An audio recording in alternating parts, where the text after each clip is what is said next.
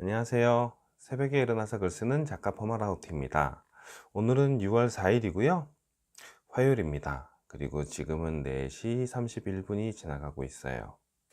네. 오늘도 저는 여러분들한테 꿈이 그대를 춤추게 하라라는 책을 읽어드릴 거고요. 오늘 읽어드릴 부분의 제목은 꿈을 가진 사람은 고독하다라는 글을 읽어드릴게요. 잘 들어주세요. 꿈을 가진 사람은 고독하다. 러시아의 마지막 차르 시절 28살의 도스토예프스키는 안대를 두르고 사형대에 올랐다. 반체제 비밀 독서 클럽에 가담했다는 이유였다. 사격 직전 사형을 중지하라는 차르의 명령이 떨어졌다. 도스토예프스키는 마치 영화의 한 장면처럼 극적으로 살아났다. 사형대에서 죽음을 앞두었던 도스토예프스키의 심정은 훗날 장편소설 백치에 잘 나타난다. 이 세상에서 숨 쉴 수 있는 시간은 5분뿐이다. 그중 2분은 동지들과 작별하는데, 2분은 삶을 되돌아보는데, 남은 1분은 이 세상을 마지막으로 한번 보는데 쓰고 싶다. 일상에서 5분은 스치듯 지나가는 짧은 시간이다.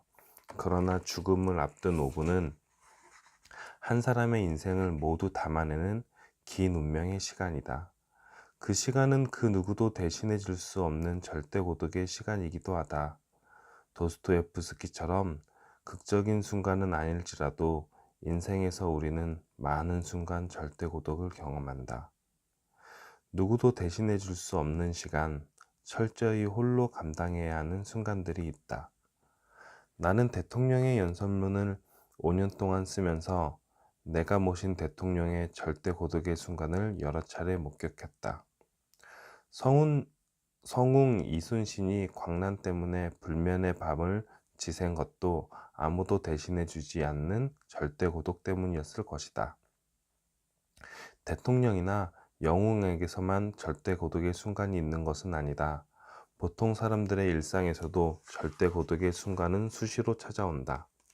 나 역시도 10년 넘게 아침 편지를 쓰면서 절대 고독의 순간을 수없이 맛보았다.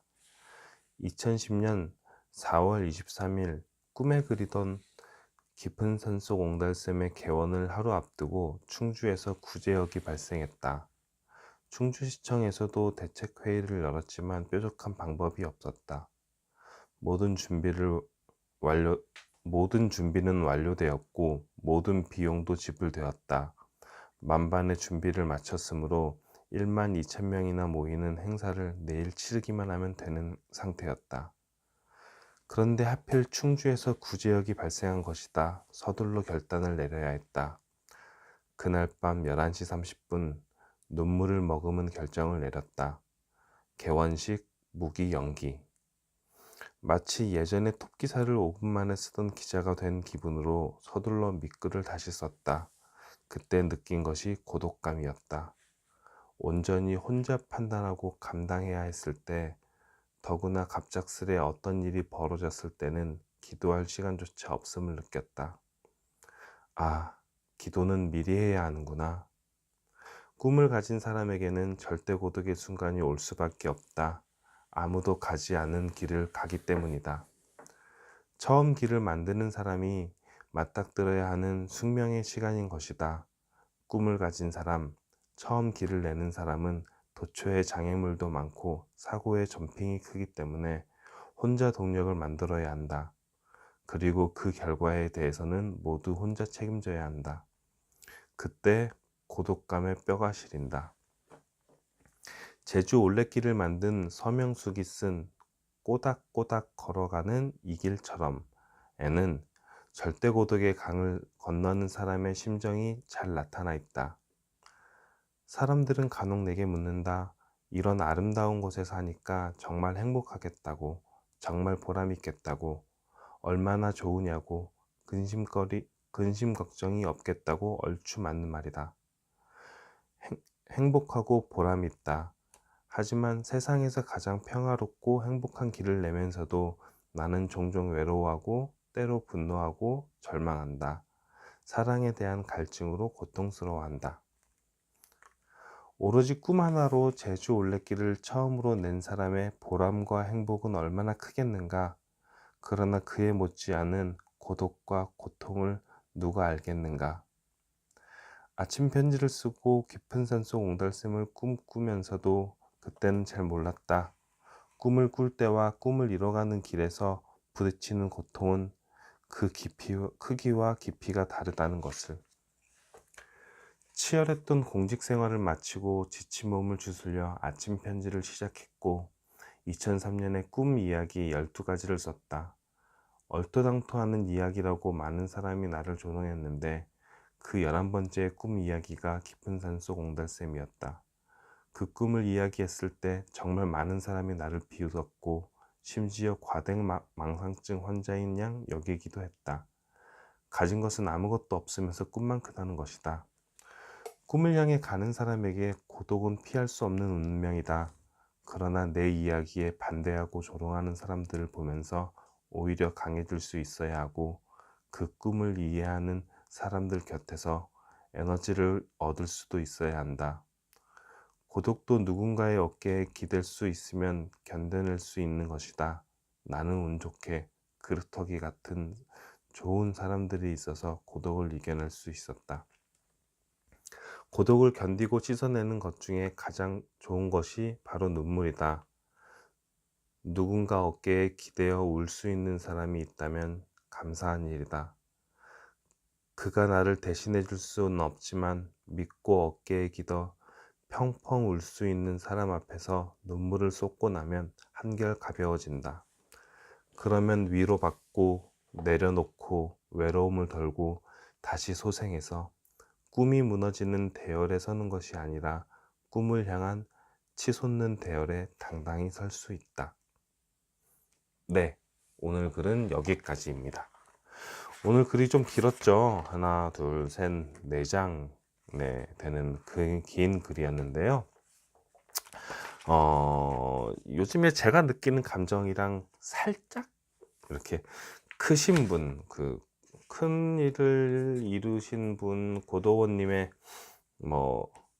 경험이랑 이제 빗대기는 좀 그렇긴 하지만 저도 살짝 느끼는 감정도 좀 이 뒷부분에 있는 2장에서 많이 느껴서 읽으면서 보이시나요? 그 뒷장에다가 이렇게 그 메모랑 줄을 좀 많이 쳐가면서 읽었는데요. 어떤 면이 저랑 좀 제 요즘의 감정이랑 좀 닿는다라고 느꼈냐면 꿈을 가진 사람에게는 절대 고독의 순간이 오고 그 다음에 그 결과에 대해서 혼자 책임져야 하고 이제 그런 부분에서인데 결국엔 그거죠. 저도 일도 다니면서 이렇게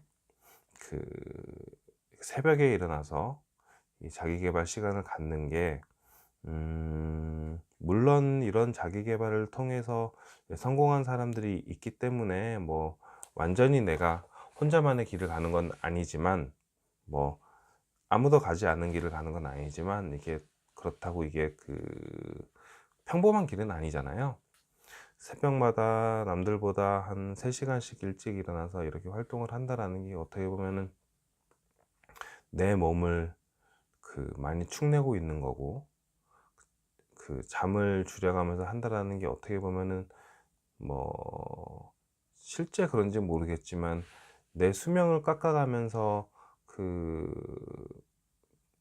이제 다른 걸 하고 있는 내 건강을 조금씩 헤쳐가면서 자기 개발을 하고 있고 공부를 하고 있다라는 생각을 조금씩 갖거든요. 그래서 순간적으로는 이게 맞나라는 그런 생각을 하기도 하는데 그래도 내가 지금 하고 있는 것들에 대해서 그냥 이렇게 사는 것보다 무언가 돌파구를 마련하기 위해서는 그렇지만 그래도 3시간씩이라도 나를 위한 공부, 그리고 나를 위한 투자를 해야 그 이후에 나중에 웃을 수 있겠다는 생각으로 이렇게 나의 건강, 나의 수명을 담보로 해서 이렇게 내 미래를 사려고 이렇게 준비를 하고 있는 거라 뭐 전체적으로 다 공감을 하고 그런 건 아니지만, 이 고도님이 이 글을 쓰면서 느꼈던 그런 감정에 나도 요만큼은 좀 비슷하게 느끼고 있지 않나라는 생각을 좀 해봤었고요. 또 한 가지는 이제 마지막에 누군가 어깨에 기대어 울 수 있는 사람이 있다면 감사한 일이 있다라고 써 주었는데, 저는 이 문구도 뭐 이 책을 보기 전에 사람들을 만나면 많이 했던 말이거든요. 어떤 면에서 그러냐면, 우리가 전에 이 영상에서도 한번 얘기를 했었나? 우리가 살다 보면 눈물 흘리고 울 수 있는 기회가 그렇게 많지가 않아요. 그리고 뭐 이미 다 어른이 되신 분들은 많이 느끼겠지만, 내 주변에 편한 사람, 이렇게 제가 제 나이에도 뭐 편한 아내라든가 그리고 부모님이 있더라도 그 앞에서 울면서 눈물 흘리면서 이렇게 호소를 할 수 있기가 좀 쉽지 않잖아요. 내 배우자에게. 그리고 이 나이 먹고 부모님한테 가가지고 힘들다고 울 수 없는, 좀 그런데, 그러기 위해서 제일 좋은 건 종교를 만드는 거라고 생각을 했거든요. 저 같은 경우는 이제 기독교를 믿고, 개신교, 그러기 때문에 하나님, 예수님한테 기도를 하면서 이렇게 가끔씩 눈물을 흘리고 호소를 하고, 그리고 내 이야기를 이제 많이 하죠. 실질적으로 치유를 받는 과정 중에 하나가, 내 이야기를 내가 나에게, 아니면은 뭐 글로써, 말로써 내 이야기를 쏟아내는 것만 가지고도 치유가 되고 회복이 되는데, 그 대상을 그냥 단순히 그냥 나에게 준다고 쏟아내는 것보다 더 좋은 방법이, 절대적인 저한테는 이제 예수님, 하나님을 대상을 놓고, 이제 그 대상에게 나의 지금 상황이랑 힘든 거, 고통스러운 거, 그리고 아니면은 그냥 하고 싶은 말들을 자꾸 이렇게 쏟아내면, 그 과정 하나만으로도 어마어마한 치유와 힐링이 일어나는 것이 있다라고 저는 이렇게 생각을 하고 있어서, 되게 이제 힘든 일이 닥친 사람들, 아니면은 대부분의 모든 사람들이 지치고 힘들어 하고 있잖아요. 그냥 일상 생활 속에서도. 그럴 때 종교를 갖고 있지 않은 사람한테는 어떤 종교든 상관없으니까, 일단은 어떤 종교든 상관없으니까 종교를 하나 정해서 기도를 해 보시라. 그러면서 내 내면의 힘듦이랑 고통 것들, 그리고 내 이야기를 이렇게 쏟아내기 시작을 하면, 그로서부터 이제 치유받고, 그 힐링이 되고, 그리고 다시 일어날 수 있는 계기를 잡을 수 있다라는 얘기를 많이 했어요. 그러면서 저 같은 경우는 이제 교회를 나가니까, 어떤 종교를 선택하지 못할 것 같으면은 일단 교회를 먼저 나가 보시라고 얘기는 하지만, 꼭 교회가 아니더라도 좋은 것 같아요. 일단은 종교를 먼저 만들어 보시고, 그러면서 기도를 하고, 그리고 울어 보시는 거, 눈물을 흘려 보시는 게 참 좋을 것 같고, 그러고 나서는 바로 그렇게 해서 내 내면에 있는 힘듦이랑 아픔 같은 거를 쏟아내고 나면, 그러고 나서부터 주저앉지는 절대 않은 것 같아요. 제 경험에서는 내가 힘들고 아프고 괴롭고 그런 것들을 쏟아내고, 힘듦을 토로하고 나서 시원하게 눈물을 흘리고 나면, 그냥 기도가 다 끝나는 순간부터 그냥 너무너무 시원하고, 그 다음에 무언가가 해결되지는 않았지만 그냥 툭툭 일어내고, 툭툭 털어내고, 그냥 다시 일어나서 걸을 수 있는 힘을 그 쏟아내는 과정에서 다시 받아내는 것 같아서, 이렇게 책에도 고독을 견디고 씻어내는 것 중에 좋은 것이 바로 눈물이다라고 얘기를 했고, 그러면서 마지막에는 위로받고 내려놓고 외로움을 덜고 다시 소생해서 꿈이 무너지는 대열에 서는 것이 아니라 꿈을 향해 치솟는 대열에 당당히 설 수 있다. 이 말에 제가 말씀드렸던 그 기도하면서 그 힘듦을 토로하고 울면서 울부짖은 다음에는, 그러니까 힘들어서 쓰러지고 이제 그만할래가 아니라 그거를 바탕으로 해서 내가 다시 툭툭 털고 일어날 수 있다니까요. 그래서 너무너무 공감했던 이야기라 이 얘기를 꼭 드리고 싶었습니다. 네. 제가 말씀드린 게, 오해는 하지 말아 주세요. 특히나 교회 다니시는 분들, 그리고 제가 만약에 우리 교회 분들이 이거를 보실 리는 없겠지만, 그리고 제가 드리는 말씀은, 뭐 교회를 다니시지 말라, 그리고 뭐 하나님 예수님을 부정을 하는 건 절대 아니고, 그 전체적으로는 그분들을, 저는 교회 그리고 하나님 예수님이 유일신이라고 생각을 하고 있는데, 어 교회에 대한 거부감이 있으신 분들, 일단은 한번 그러니까 전체적으로는 교회에 나오셔서 제가 믿고 있는 신을 믿는 게, 예수님 하나님을 믿는 게 절대적인 진리라고 생각을 하지만, 교회에 대해서 거부감을 가지고 계시는 사람들, 그분들이 혹시나 힘들고 지친 것 때문에 쓰러지실 것 같은 분들은 꼭 교회가 아니어도 좋다. 일단은 쓰러지시는 것보다는 내가 먼저 살아나는 게 우선이기 때문에, 그런 어떤 종교라도 가져서, 뭐 불교도 좋고 뭐 공자님도 좋고 어떤 종교라도 상관없으니까 먼저 가셔서 본인이 치유받고 힐링받고 내가 먼저 살아나는 게 우선이니까 그런 얘기를 이제 드리는 거라, 이런 제가 드리는 얘기의 뭐 요지나 문맥 같은 거를 잘 이해하시고 이해해 주셨으면 좋겠습니다. 네.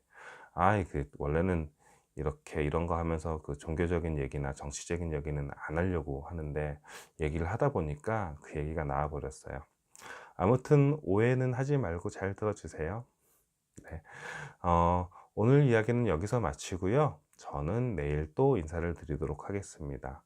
행복하고 좋은 하루 보내세요. 사랑합니다. 감사합니다. 내일 봐요.